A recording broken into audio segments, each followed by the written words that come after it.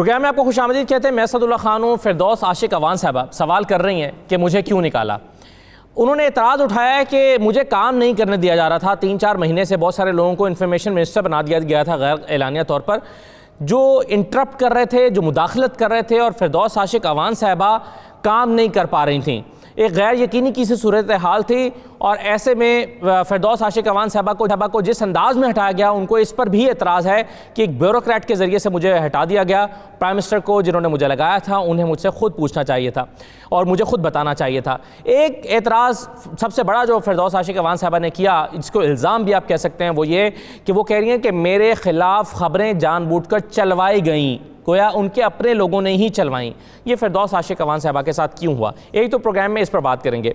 दूसरी बात यह कि शहबाज शरीफ साहब ने जो ख़ुद अपने बारे में इंकशाफ किया कि इलेक्शन से पहले उनको ऑफ़र की गई कि वो प्राइम मिनिस्टर बन जाएं, और यहाँ तक कि उन कैबिनेट के लोगों के नाम तक फाइनल हो गए थे उनके साथ मुशावरत से। तो सवाल यह है कि शहबाज शरीफ साहब ऐसा क्यों कर रहे थे। वो मुस्लिम लीग नून जो वोट को इज्जत दो के बयाने पर यकीन रखती है, उन्होंने इस तरह की किसी भी डील पर अमल दरामद का आगाज़ भी क्यों किया? क्यों कैबिनेट के नाम को फाइनल करना शुरू किया किसी के साथ मिलकर? क्या उन्होंने अपने ही नारे की खिलाफ वर्जी की? ये सवाल हम रखेंगे मुस्लिम लीग नून के रहनुमाओं के सामने। और इसके साथ साथ शेख रशीद साहब ने आज एक इंकशाफ किया है या दावा किया है। वो ये कहते हैं कि अपोजिशन ये चाहती है कि 18वीं तरमीम अगर आप करना चाहते हैं, 18वीं तरमीम करना चाहते हैं, तो इस सिलसिले में अगर अपोजिशन की हिमायत चाहिए तो जवाब में हमें नैब से रिलैक्सेशन मिलनी चाहिए। ये दावा शेख रशीद साहब का कितना दुरुस्त है, इस पर हम प्रोग्राम में बात करेंगे। मेरे साथ प्रोग्राम में जो मेहमान मौजूद है उनका तारुफ मैं करवा देता हूँ। जनरल अब्दुल कादिर बलोच साहब हमारे साथ मौजूद हैं। फ़ारूक हबीब साहब मौजूद हैं मेरे साथ, MNA हैं, पाकिस्तान तहरीक इंसाफ के रहनुमा हैं। फ़ारूक साहब बहुत शुक्रिया। ओरिया मकबूल जान साहब मेरे साथ मौजूद हैं। इरशाद अहमद आरिफ साहब मौजूद हैं। सबसे पहले फिरदौस आशिक अवान साहबा के हवाले से मैं फ़ारूक साहब आपके सामने सवाल रखता हूँ। ये बड़े उन्होंने शिकवे किए हैं। एक तो वो कह रही है मेरे ख़िलाफ़ ख़बरें छपवाई गई, दूसरा काम नहीं करने दिया जा रहा था। फिर इसके साथ साथ उन्होंने इस बात पर भी शिकवा किया है कि जिस तरह से मुझे फारिग किया गया, ये तरीका नहीं है। मुझे जिन लोगों ने लगाया उन्हीं लोगों को मुझे बताना चाहिए था, ना कि एक ब्यूरोक्रेट आके मुझसे माजत करते। जी फ़ारूक साहब, अगर किसी को हटाना ही हो तो कैसे हटाया जाना चाहिए कि उसको काम करने से रोक दिया जाए, 3 महीने से उसको डिस्टर्ब किया जाए और लोगों को लगा दिया जाए, डेजिग्नेशन के बगैर ऐसे लोगों को मुदाखलत करने पर उकसाया जाए या उनको असाइनमेंट्स दे दी जाए कि आप इनको काम ना करने दें, जो फिरदौस आशिक अवान साहबा कह रही हैं, ऐसे होना चाहिए आपके ख्याल में? देखिए, पहली बात तो ये है कि ये तो हुकूमत का अपना एक अंदरूनी मामला है, और अगर फिरदौस साहबा ने आके मीडिया के ऊपर बात की है तो मैं समझता हूँ कि वो उनके पास कुछ और मामला अपना होंगी जो उनके पास मालूमात जिस किस्म की उन्होंने बातें की हैं आकर। लेकिन मैं समझता हूँ कि किसी को हटाने का, लगाने का जो प्रोग्रेटिव है, जो इख्तियार है, वो वज़ीर-ए-आज़म इमरान खान साहब के पास है। और जब फिरदौस आशिक अवान साहब को जिम्मेदारी दी गई थी, उस वक्त भी किसी को हटा के किसी को रिप्लेस करके इनको जिम्मेदारी दी गई थी। अब भी उनकी रिप्लेसमेंट आ गई, तो मैं समझता हूँ किसी को लगाना ना लगाना ये इख्तियार वज़ीर-ए-आज़म इमरान खान साहब के पास मौजूद है। और जहाँ तक रही बात, देखें, हमेशा मैं समझता हूँ कि ऐसे लोग होते हैं। इंफॉर्मेशन मिनिस्ट्री जो है वो एक बड़ी मिनिस्ट्री है। इसका काम जो है वो हुकूमत के जो अच्छे काम है उनको उजागर करना है, जो क्रिटिसिज्म आता है उस क्रिटिसिज्म का जो है वो जवाब देना है। और मैं समझता हूँ इंफॉर्मेशन मिनिस्ट्री किसी भी हुकूमत का एक फेस के तौर के ऊपर काम कर रही होती है, तो इसमें हमेशा जो है वो बहुत सारे लोग जो है मिलके इसके अंदर काम कर रहे होते हैं। तो मैं समझता हूँ कि इस किस्म की तनकीद करना ये बिल्कुल एक बेजा तनकीद है। अगर उनके किसी किस्म के तहफ़्फ़ुज़ात मौजूद हैं तो पार्टी का तो हिस्सा है, आज भी मौजूद हैं, उसमें पार्टी के फोरम भी मौजूद हैं। वज़ीर-ए-आज़म तक आज भी उनकी रसाई है। उन्होंने खुद कहा कि उनका राब्ता हुआ है उनके साथ जो है वो फ़ोन के जरिए भी।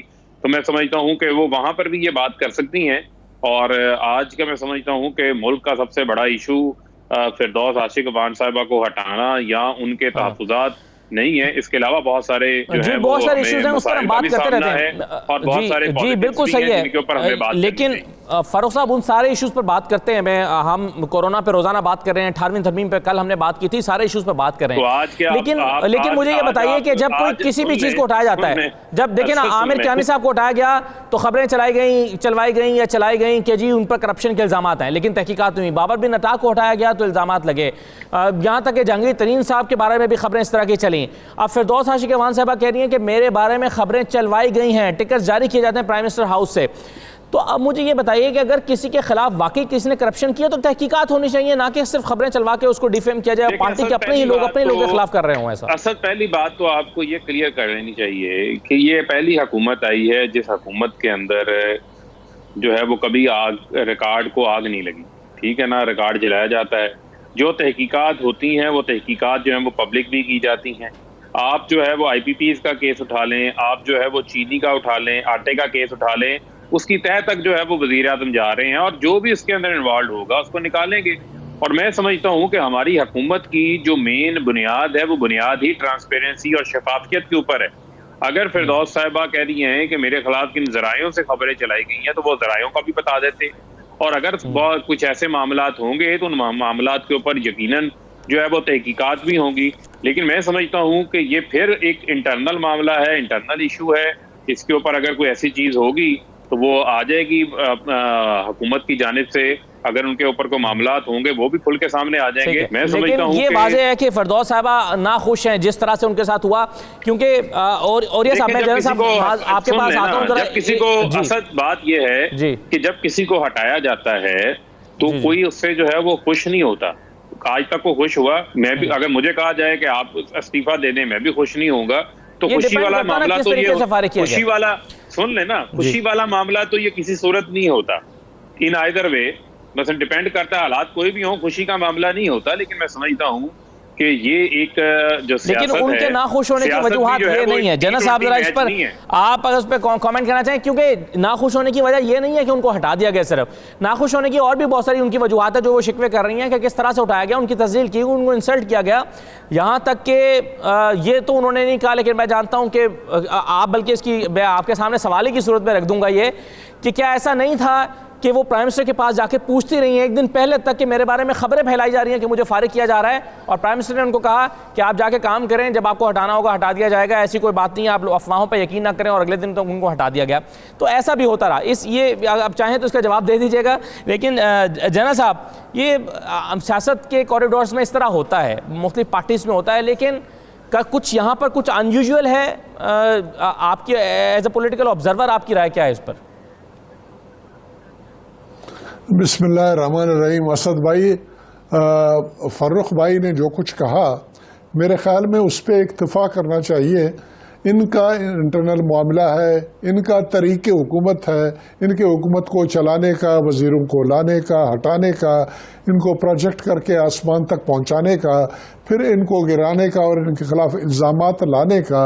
जो कुछ भी फिरदौस आशिक अवान साहिबा ने कहा है उसके उन्होंने अपोजिशन की तरफ कोई इशारा नहीं किया है। जो कुछ किया है प्राइम मिनिस्टर हाउस की तरफ किया है, प्राइम मिनिस्टर ऑफिस की तरफ किया है, प्राइम मिनिस्टर साहब के कंडक्ट से रिलेटेड उन्होंने बातें की है, प्राइम मिनिस्टर के प्यारों के बारे में उन्होंने बात की है जो प्राइम मिनिस्टर से काफ़ी करीब है, और उन्होंने ये बात की है कि उनको उस तरीके से काम करने नहीं दिया जा रहा था कि वो प्राइम मिनिस्टर के सेटिस्फेक्शन के मुताबिक काम करते, और शायद यही वजह थी कि प्राइम मिनिस्टर के सेटिस्फेक्शन के मुताबिक चूंकि वो कार्रवाई नहीं कर रहे थे तो उसको उन्होंने हटा दिया।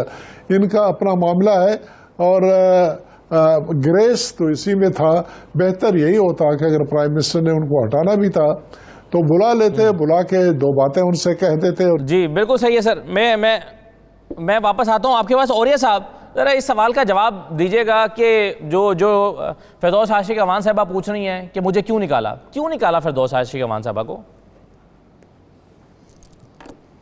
देखिए, पाकिस्तान तहरीक इंसाफ का सबसे बड़ा अलमिया इंफॉर्मेशन डिपार्टमेंट है, और चूंकि मैं इस इंफॉर्मेशन डिपार्टमेंट में एक सरकार सेक्रेटरी रहा हूँ तो मुझे अंदाज़ा है कि ये क्या बीत रही है इसके साथ। फिरोज में पहले तो नहीं है, क्या फवाद चौधरी को जिस वक्त निकाला जा रहा था तो फवाद चौधरी जो है वो खुशी से गए थे, जिस महफिलों में जा के उन्होंने जिस तरह की गुफ्तगू की, और जब वो थे उस वक्त तो क्या कहा करते थे कि मेरे ऊपर 15 वजीर बिठा दिए गए हुए हैं, और कहाँ नहीं कहा करते थे। मसला सारा ये है कि पाकिस्तान नहीं दुनिया पूरी के अंदर एक स्पोक्समैन होता है।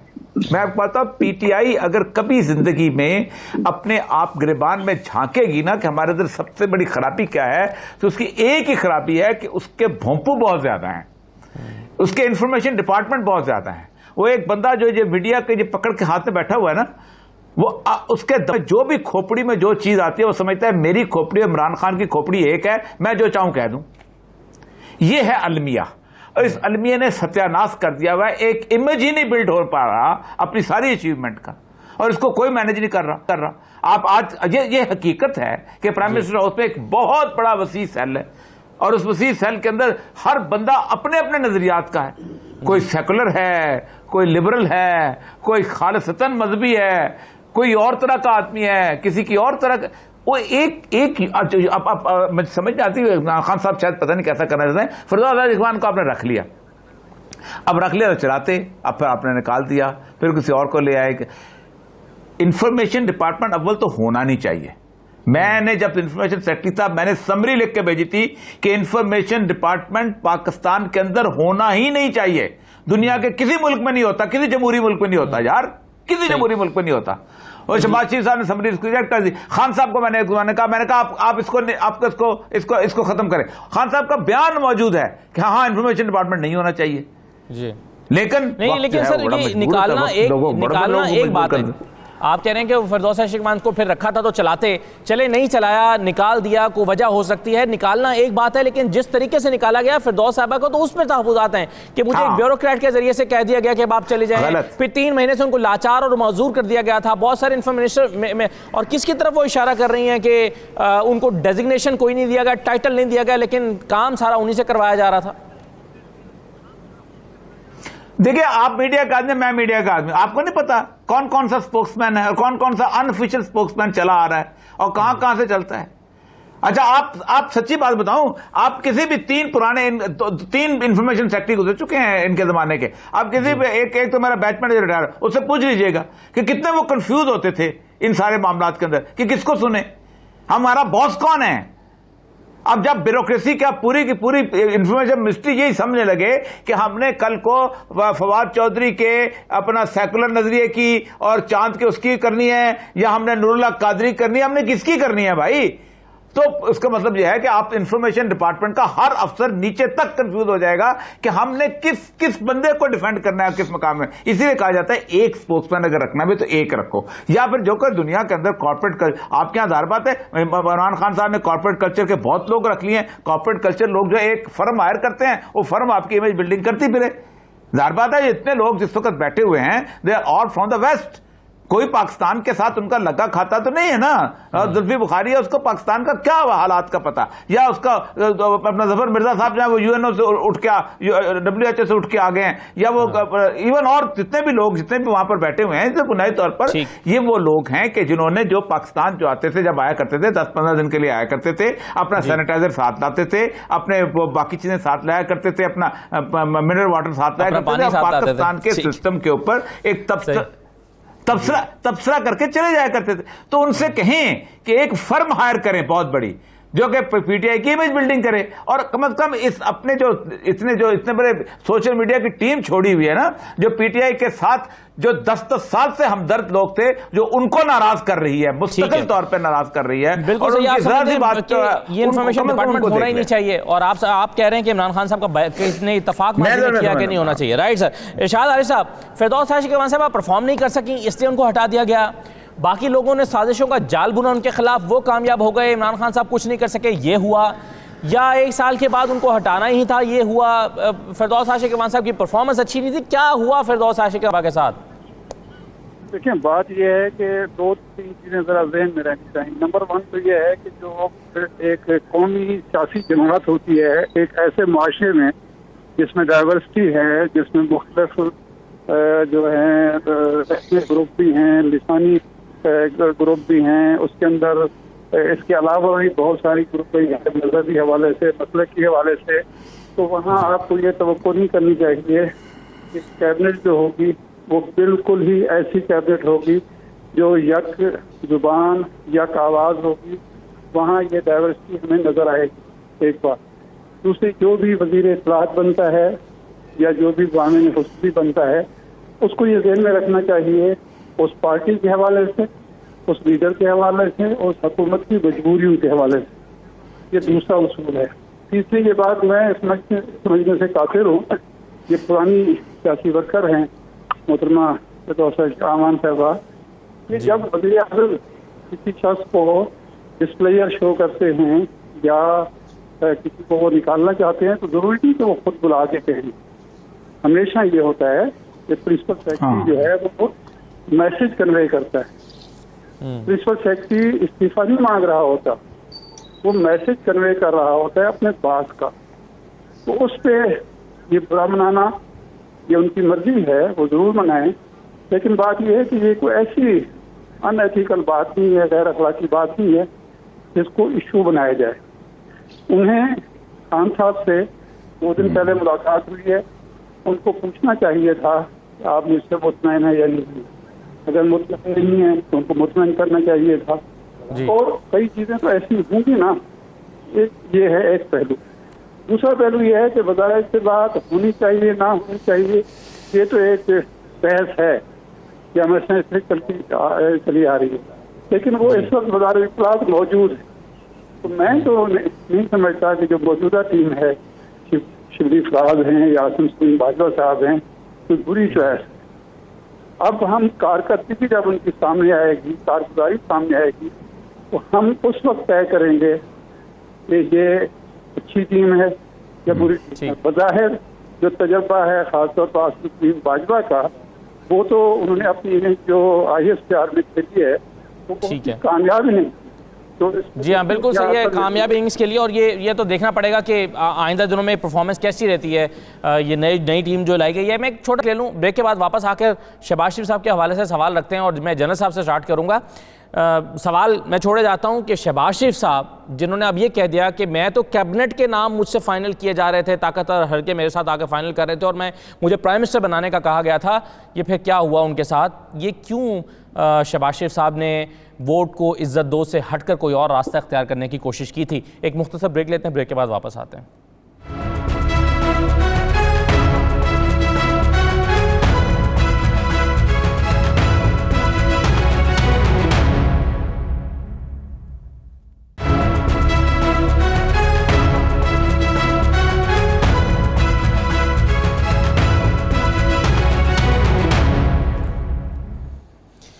ब्रेक के बाद दोबारा खुशामदीद कहते हैं। जनरल साहब, सवाल में छोड़ गया था ब्रेक पर जाने से पहले, ये शहबाज शरीफ साहब, हम नून लीग का इलेक्शन कैंपेन के दौरान एक नारा सुनते रहे कि वोट को इज्जत दो, और वो समझते थे कि जो लोग वोट दे रहे हैं उसी के मुताबिक हुकूमत बननी चाहिए।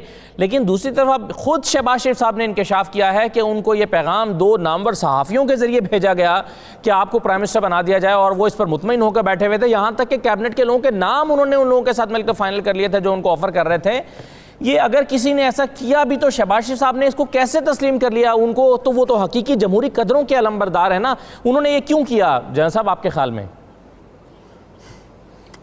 असद भाई, सिर्फ एक बात से आपका इत्तेफाक नहीं है कि वो मुतमईन, आपने कहा वो मुतमईन होके बैठे थे। इसको अगर ख़त्म कर दें, बाकी तमाम चीज़ें सही जगह पे बैठती हैं। चले, मुझे इसको खत्म करने में भी कोई एतराज नहीं है जनरल साहब, बाकी मैंने सरेंडर कर दिया इस जुमले में। मैं अर्ज कर रहा हूँ जी, नहीं, आप सिर्फ ये जो मुतमईन वाली कार्रवाई है ना, इसको एक तरफ रख लेंगे तो मैं आर्गुमेंट आगे चलाने की कोशिश करूंगा। जी, चलाएं सर। ये कह देना कि वो मुतमईन होके बैठ गए और वोट को इज्जत दो वाली जो नारा था उससे वो दस्तबरदार हो गए और उन्होंने कैबिनेट बनाना शुरू कर दिया, ये कर दिया, ये टोटली गलत बात है। बुनियादी तौर पर जो कुछ उन्होंने कहा होगा, गो कि मेरी उनसे बात नहीं हुई है, बात हुई नहीं है, वो ये हुआ, बात ये हुई होगी कि ऑफर उनको आया होगा, तजवीज़ उनको दी होगी कि जी आप ये करें और फलान करें, आपको वज़ीर-ए-आज़म भी बनाया जा सकता है, आप अपनी मर्जी का कैबिनेट भी ले सकते हैं, उन कैबिनेट में इन लोगों को शामिल कर सकते हो, नहीं कर सकते हो, क्या है क्या नहीं है। सियासत में इस किस्म के ऑफर होते रहते हैं, इस किस्म की बातें माजी में भी होती रही हैं। इस किस्म की बातों के बारे में मुस्तकबिल से रिलेटेड भी बातें की जा रही हैं। अब भी बेशुमार बातें इस किस्म की जा रही हैं कि ये हुकूमत चली जाएगी तो फलाना आ जाएगा, और ये चले जाएंगे ये मिनिस्टर साहबान तो फलाने मिनिस्टर बन सकेंगे। हम जैसे लोग भी तैयारी पोजीशन में बैठे हुए हो सकते हैं या कोई और भी आ सकते हैं। तो ये एक कमेंट है, इसको एक लेकिन जैसा आपके ख्याल में, आपके ख्याल में शहबाज शरीफ साहब को इसके नतीजे में ये नहीं कहना चाहिए था कि आपने ऑफर की, आपने अपने ख्यालात का इजहार किया, आपका बहुत शुक्रिया, इलेक्शन होंगे, पोलिंग डे पर वोट पड़ेंगे, हम अगर जीते तो हम अपनी कैबिनेट बनाएंगे, जो होगा देखा जाएगा, मैं वज़ीर आज़म बनूं या नवाज शरीफ बने, ये हमारा फैसला हम करेंगे, आप आए, आपकी तशरीफ आवरी का बहुत शुक्रिया। ये जवाब नहीं होना चाहिए था शहबाज शरीफ साहब का, बजाय इसके कि वो कैबिनेट फाइनल करने में पड़ते। बिल्कुल आपने सही कहा, एग्जैक्टली ये सवाल होना चाहिए था। क्या ये सवाल उनसे अभी पूछा गया जिस वक्त उन्होंने ये बात बताई कि उनको वजीर आजम बनाने की और कैबिनेट के बारे में बातचीत हो रही थी? तो क्या सवाल पूछने वाला एंकर या जिस किसी ने उनका इंटरव्यू किया, उन्होंने उससे उनके रिएक्शन के बारे में पूछा जब ये तजवीज आपके सामने आई? तो आपने जब वो क्या खुद कहा? कह रहे हैं कि जब वो खुद कह रहे हैं कि कैबिनेट के कुछ लोगों के नाम फाइनल हो गए थे, इसका मतलब है कि उस पर अमल दरामद का आगाज हो गया था ना। ये मैंने कहा उनको ये ऑफर आया होगा। सवाल पूछने वाले को पूछना चाहिए था कि भाई साहब आपके पार्टी का स्टांस ये था कि वोट को इज्जत दो, आप ये सख्त बातें कर रहे थे, ये कर रहे थे, वो कर रहे थे। जब ये तजवीज आपके सामने आई तो इस तजवीज के जवाब में आपने क्या कहा? आप तसल्ली करके बैठ गए कि बिल्कुल ठीक ठाक है, अभी मैं वज़ीर आज़म बनने वाला हूँ। क्या कि ये सवाल का जवाब अगर उन्होंने बिल्कुल सही है, अभी इसकी तफसीलात तो सामने आनी है, ये तफसीली मैं अच्छा मुझे औरिया साहब ये बताइए, मैं जी फारूक साहब मैं आपके पास आता हूँ, अगर आप मुझे इजाज़त दे दें तो मैं औरिया साहब से ये पूछना चाहता हूँ कि सहाफ़ियों का काम ये कब से हो गया औरिया साहब कि वो पैगाम रसानी करने लगे और हुकूमतें बनवाने में अपना किरदार अदा करने लगे? फिर तो मुझे मजीद निज़ामी साहब की पूरी ऑटोबायोग्राफी दोबारा लिखनी पड़ेगी, इसलिए कि मजीद निज़ामी साहब ने काम बहुत दफ़ा किया, बार बार किया है। और शाहज़ाद साहब गवाह हैं इसके, और शाहज़ाद साहब तो उनके साथ बहुत अरसा रहे और साफ़ी बहुत काम करते रहे हैं, यहाँ बड़े काम की चीज़ होते हैं। और ये मत सोचें कि साफ़ी ऐसा काम नहीं करते, और बल्कि साफ़ी ज़्यादा सेफ होता है पैगामात लाने ले जाने का, और इसमें कोई शक नहीं है। तो वो ये बात नहीं है, मैं तो इसका साफ़ी बहरहाल असल मतलब पता है क्या है, वो इस माशरे का हिस्सा होता है, ऐसी बात नहीं है। साफ़ियों ने बड़ी बड़ी चीज़ें, बड़ी बड़ी गवर्नमेंट्स बदली हैं मिलकर और उतारी हैं, और दुनिया पूरी में आपको पता ही नहीं, यानी no American president can win without due media and due money. आप अंदाजा करें, अगर एक तरफ हो जाए, ये पहली दफा ट्रंप ऐसा आया है कि उसने मीडिया को उलट के रख दिया, उसकी एक बहुत बड़ी वजह थी, लेकिन मसला सारा जाए उससे पहले कभी कोई सोच सकता था कि मीडिया को नाराज करके अमेरिकन प्रेसिडेंटशिप जीत सकता हो? इम्पॉसिबल। इतनी तो साफ़ी तो बादशाह घर होते हैं सर। हाँ सही, बादशाह घर होते हैं। राइट जी फारूक साहब, आप इसमें कमेंट करना चाह रहे हैं? देखें, बात यह है कि सुहेल वड़ाई साहब ने ये इंटरव्यू किया, और सुहेल वड़ाई साहब के इंटरव्यू के बाद जो है वो जब ये चीज़ छपी उनके कॉलम में, तो किसी किस्म की जो है वो तरदीद नहीं आई, और ये तरदीद तो जो है वो शहबाज शरीफ साहब की तरफ से ही आ जानी चाहिए थी। तो इसका मतलब ये है कि जितनी उन्होंने बातें की, उन तमाम बातों को से शहबाज शरीफ साहब ने जो है वो इत्तेफाक किया, उनकी तायद की। और इनके तो ट्विटर बहुत तेज़ हैं, छोटी सी छींक भी आए तो वो भी ट्विटर के ऊपर सामने आ जाती है। और आपके इल्म में है कि इंतखाबात से कबल जो है वो मुझे क्यों निकाला की बड़ी बड़ी रैलियां की गई, वोट को इज्जत दो के बड़े बड़े जो है वो लाउड स्पीकर के ऊपर ऐलानात किए गए, पाकिस्तान के जो है वो इदारों को बुरा भला कहा जाता रहा। आपके इल्म में है कोई ऐसा इदारा नहीं था जो इनकी ज़ुबान से जो है जिसकी तजलील ना की जा सकती हो। तो मैं समझता हूँ कि जनरल साहब हमारे बड़े मोहतरम हैं, काबिल एहतराम हैं। जनरल साहब से ही मेरी गुजारिश ये है कि ये सवालात जो हैं, आप जब मुलाकात हो शहबाज शरीफ से या इनकी पार्टी का अजलास हो तो उनसे ये ज़रूर पूछें कि हमें तो जो है वो मुझे क्यों निकाला और वोट को इज्जत दो की ट्रक की बत्ती के पीछे लगाया हुआ था, और काम आप वही कर रहे थे जो काम आपने गुड़ती ज़ियाउल हक से ली थी, वही काम जो है वो अब आप कर रहे थे। तो मैं समझता हूँ कि ये अब कौम से झूठ बोलना, मजाक करना, इनको जो है वो छोड़ देना चाहिए।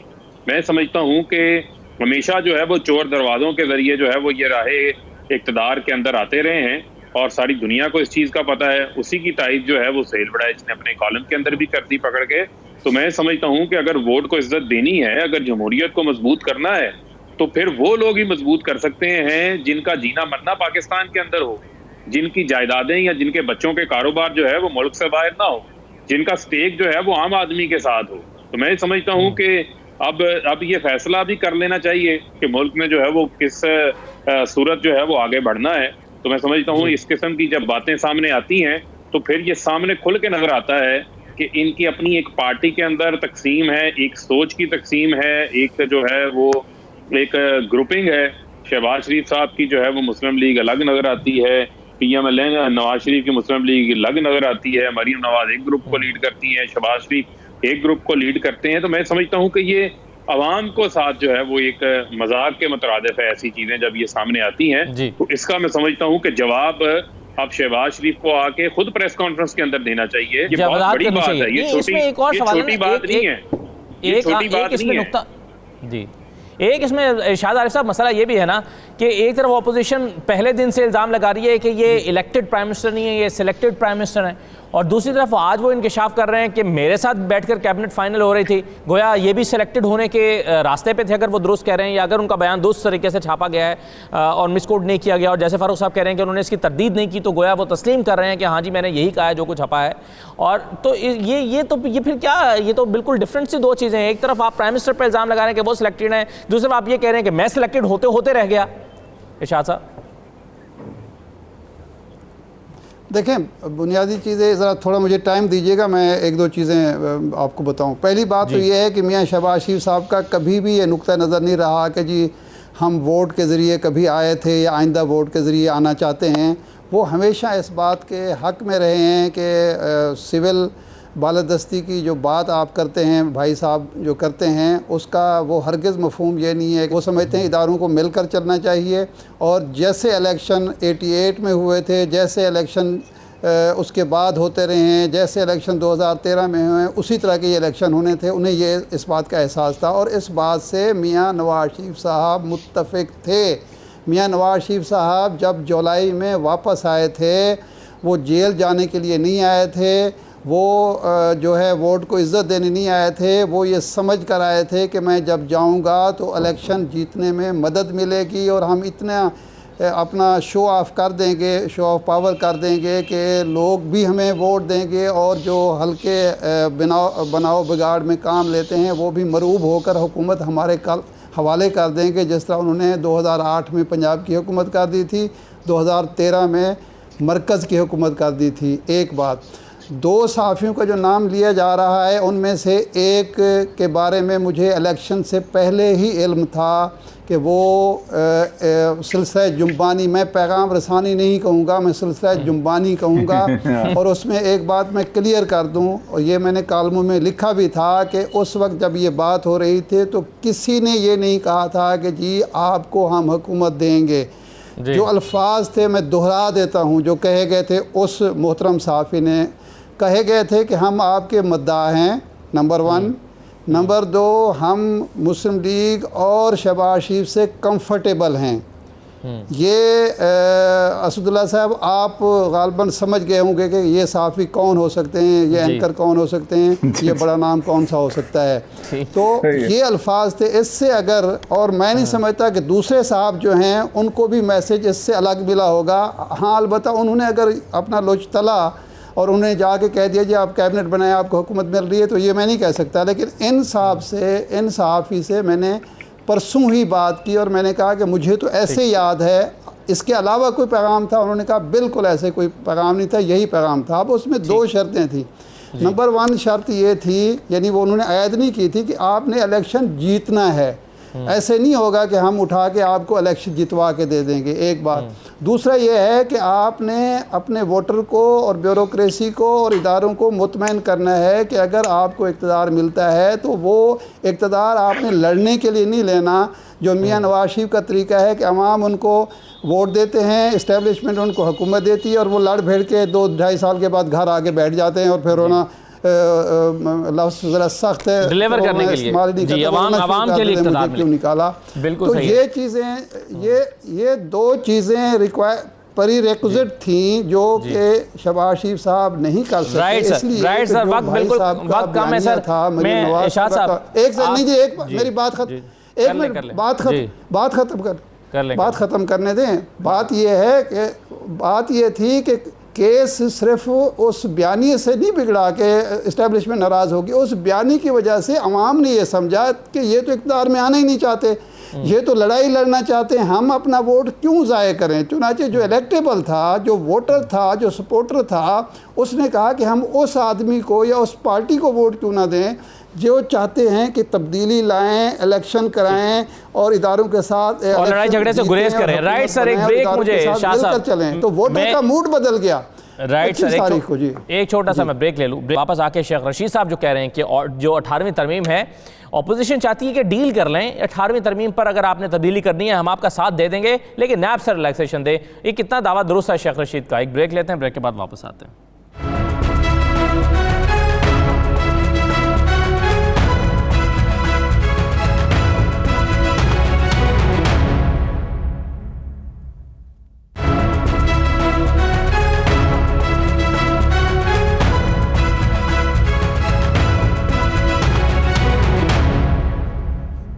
ब्रेक के बाद दोबारा खुशामदीद। वक्त मेरे पास है 5 मिनट और मैं चाहूंगा कि सबका इस पर शॉर्ट कमेंट आ जाए। शेख रशीद साहब ने कहा क्या, जरा सबसे पहले ये सुन लीजिए। 18वीं तरमीम को लोग जॉइंट वेंचर कर रहे हैं नैब के कानून के साथ। वो चाहते हैं कुछ लो और कुछ दो, लेकिन मैं कहना चाहता हूँ एक तरफ खड्डा है, दूसरी तरफ खाई है। सो खड्डा और खाई में से रास्ता निकालना जो है, ये लोग बातचीत जो कर रहे हैं उनको मालूम होगा। कलंदर अंदर जा सकते हैं ईद के बाद दोनों तरफ से। मोकलों ने नाम नहीं बताए। शहबाज शरीफ का ये ख्याल है कि उसके भाई का ऑपरेशन होना है कोरोना की फजा के खिलाफ, पूरे जतन में है कि उसको बाहर जाने दिया जाए। मेरे मोकल ये बता रहे हैं कि उसके सितारे गर्दिश में। जी जनरल साहब, आपसे शुरू करता हूं। उन्होंने आखिर में ये भी कहा कि शहबाज शरीफ के सितारे गर्दिश में हैं, तो क्या अब एक पहले सवाल बुनियादी है कि क्या वाकई अपोजिशन की ये ख्वाहिश है कि 18वीं तरमीम पर अगर आपको हमारा साथ चाहिए तो नैब से हमें रिलैक्सेशन दे? शेख रशीद साहब सियासत के एक ऐसे मोड़ पे पहुंचे हैं कि उनके बयानात को वो इम्पोर्टेंस नहीं दी जानी चाहिए, नहीं दी जा रही है जो किसी ज़माने में उनको दी जाती थी। ये हवा में बातें करते हैं, उनमें से कुछ सही साबित होते हैं, कुछ गलत साबित होते हैं। देखना यह है कि इस वक्त तकलीफ में सबसे ज़्यादा नैब की वजह से कौन है। जहां तक अपोजिशन का ताल्लुक है, अपोजिशन के जितने भी लोग नैब के सामने आए, सब के सब जमानतों पे बाहर निकले हैं। किसी के ऊपर एक केस भी साबित नहीं हुआ है सवाए शहबाज शरीफ साहब के बेटे के, और उनका केस भी अभी सुप्रीम कोर्ट में जमानत के लिए गया हुआ है। इस वक्त नैब को जो इल्जाम तराशी नैब के ऊपर की जा रही है वो ये है कि हुकूमती पार्टी के किसी आदमी के ऊपर उन्होंने हाथ तक नहीं रखा। बेशुमार इल्जामात के बावजूद भी कोई इनिशिएशन, कोई इब्तदाइया वहां से नहीं हुआ। और फिर कई मरतबा ये बयानात भी आए नैब के चेयरमैन की तरफ से कि अभी मैं उस तरफ भी अपनी नज़र मैं फेरूंगा और उधर मैं कार्रवाई करूंगा। अब अगर किसी ने कंसेशन लेना है नैब के लिए, नैब के मामले को कमज़ोर करने के लिए, सॉफ्ट करने के लिए, रियायत लेने के लिए, इस वक्त हम तो अपनी बारी भुगत चुके हैं। ये बारी अभी हुकूमत की है। और शेख साहब कई मरतबा जुबानी बातें भी करते हैं।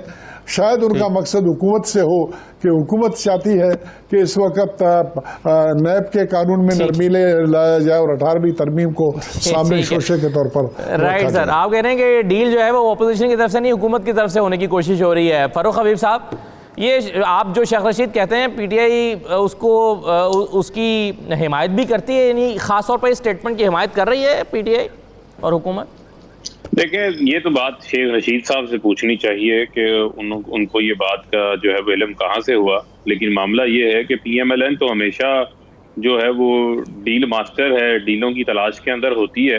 तो हो सकता है किसी ने वहां पर कोई मंसूबा साजी की हो, लेकिन मैं आपको ये बात वाजे करना चाहता हूँ, सबूत बताओ कि किसी सूरत भी जो है, मत करो, आप बहुत अच्छे आदमी हो, सबूत तो दो।